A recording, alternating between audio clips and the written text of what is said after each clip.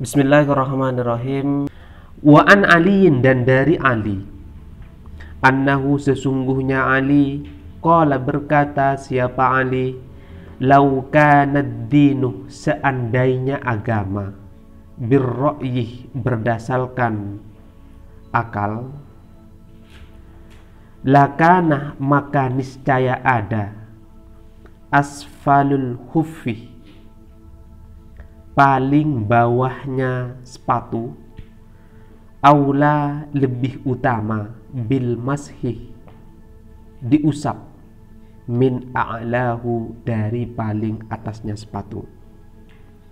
Wa qad ra'aitu dan saya melihat Rasulullah kepada Rasulullah sallallahu alaihi wasallam, yamsahu mengusap siapa Rasul, ala zahiri huffaihi kepada punggungnya sepatu. Nah, hadis ini menunjukkan bahwa kalau kita pengen ngusap sepatu, yang wajib diusap adalah bagian atasnya, bagian di sininya. Bagian bawahnya tidak wajib. Kamu usap atau tidak tetap sah. Yang wajib diusap bagian paling atas. Kemudian ada yang tanya, loh, kan yang kotor bagian bawahnya, kenapa kok yang disuciin bagian atasnya? Ini kan nggak masuk akal kan ya? Nah, makanya kemudian dikomentarin oleh Sayyidina Ali bahwa agama ini tidak semuanya bisa dirasionalkan atau bisa dimasukkan akal semua, tidak. Ada beberapa bagian dalam syariat Islam yang tidak bisa dirasionalkan, yang tidak bisa dijangkau oleh akal. Termasuk di sini mengusap sepatu.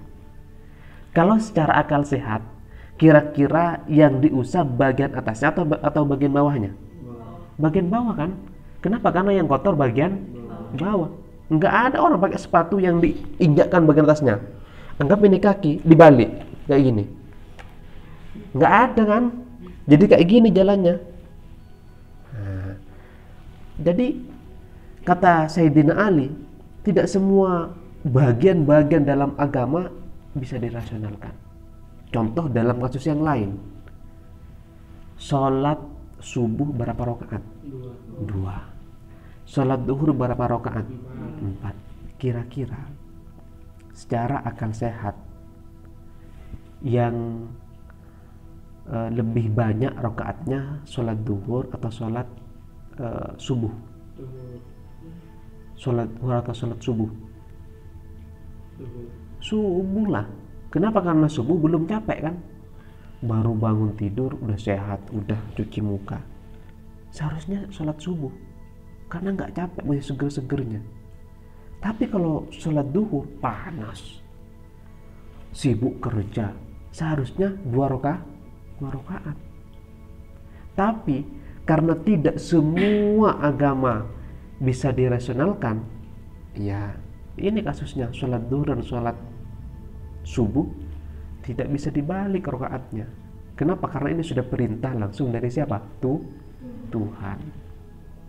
Bisa dipahamin kan ya? Bisa dipahamin kan ya? Nah, gitu.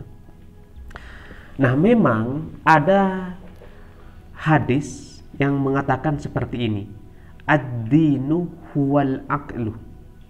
Agama adalah akal. Artinya bisa dirasionalkan, bisa dijangkau oleh akal sehat. Waladina liman la aqla lahu.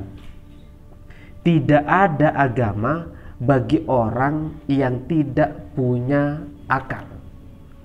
Nah, ini hadis ini berkaitan dengan bagian-bagian dalam agama yang bisa dirasionalkan, bisa dijangkau oleh akal.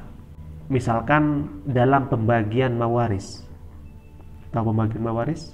Biasanya kalau orang meninggal punya banyak harta, peninggalan hartanya ini dibagi-bagi kepada anaknya, terus kemudian kepada istrinya kalau punya istri, atau kepada suaminya kalau yang meninggal istrinya.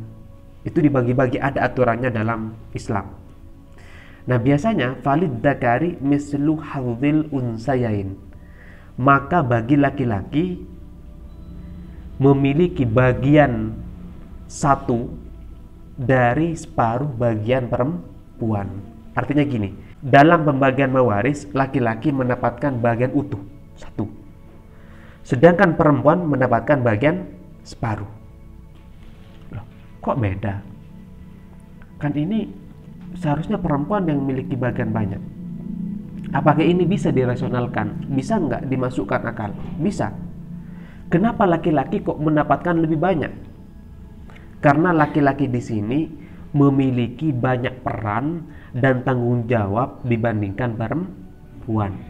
Contoh, laki-laki tanggung jawabnya menafkahi istrinya, iya kan? Wajib itu. Tidak boleh lo nikah nanti istrinya ditelantarkan, gak nafkahi. Itu namanya berdosa. Wajib suami atau laki-laki menafkahi istrinya. Kenapa agama memberikan bagian utuh kepada laki-laki? Karena nanti anggap ini harta warisan. Kalau laki-laki, misalkan Ripin, ini mendapatkan bagian utuh. Kalau yang cewek namanya Aisyah, itu mendapatkan bagian berapa? Separuh. Ripin mendapatkan bagian utuh karena nanti Ripin ini bagiannya ini nanti akan dibagi lagi kepada siapa? Kepada istrinya atau kepada anaknya. Kalau punya anak, wajib juga bapak memberikan nafkah.